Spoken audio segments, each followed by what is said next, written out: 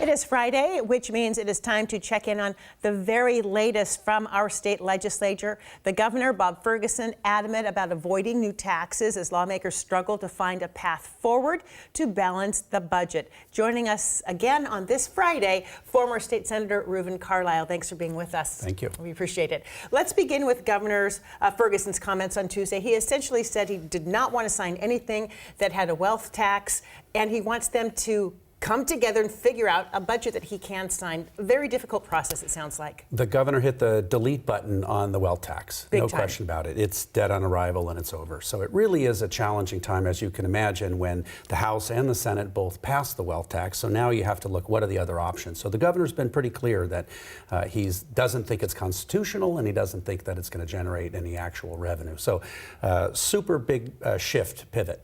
And that was in both the House and the Senate proposals, and so that's out. So they need to come to terms on another budget. What about talk of a proposed statewide payroll tax? Where does that stand, and is there any chance that could be in the next proposal? It is. I mean, the Seattle Jumpstart tax, of course, taxes on income on businesses at about $187,000 of salary that's paid on higher benefits.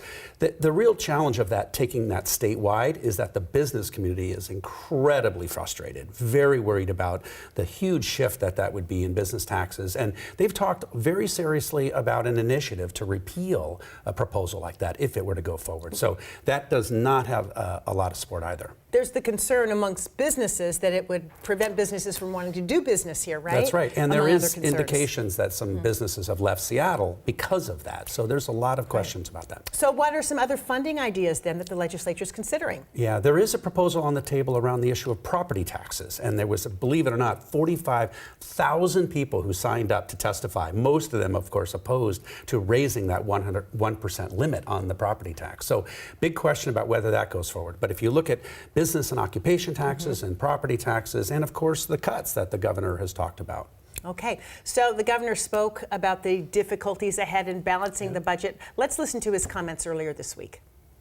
We must make smart choices now so that in the coming months and years, we can protect Washingtonians on Medicaid, support our education system, preserve public health, support Washingtonians facing national disasters, and maintain core services. The time to prepare is right now. Inheriting a $16 billion budget shortfall with a hostile federal government was not how I wanted to start my first term as governor of the state of Washington.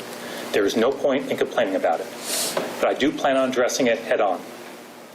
He does mention it's his first term. He's in just the first few months, and also the state, like many others, dealing with massive federal cuts. How challenging a position is he in? Yeah, it's a big job, and it's his first couple of months, as he said. There's no question about that. And you have all of the uncertainty around the federal cuts and reductions and revenue problems. So there's no question about it. At the same time, I think he's very focused, it seems, on the technical and the analytical and trying to figure out the financial issues. It's equally as challenging to figure out the personal and the relationships and the connections in order to get bills passed, in order to get a budget done. So you need both. You need the relationships and you need the technical accuracy of it. How do you think he's doing? I think it's been a tough haul, in part because of all the pressures from the outside of the federal government as well. It isn't just a normal year. So let's talk about the transportation budget. Where are lawmakers in that process? Yeah, what are they considering? Yeah, the transportation budget is a good point. It's a little bit of a bright light in terms of some bipartisanship. Senator Marco Lias, Senator Curtis King had a guest editorial in the Seattle Times talking about their partnership and their work to get a bipartisan agreement.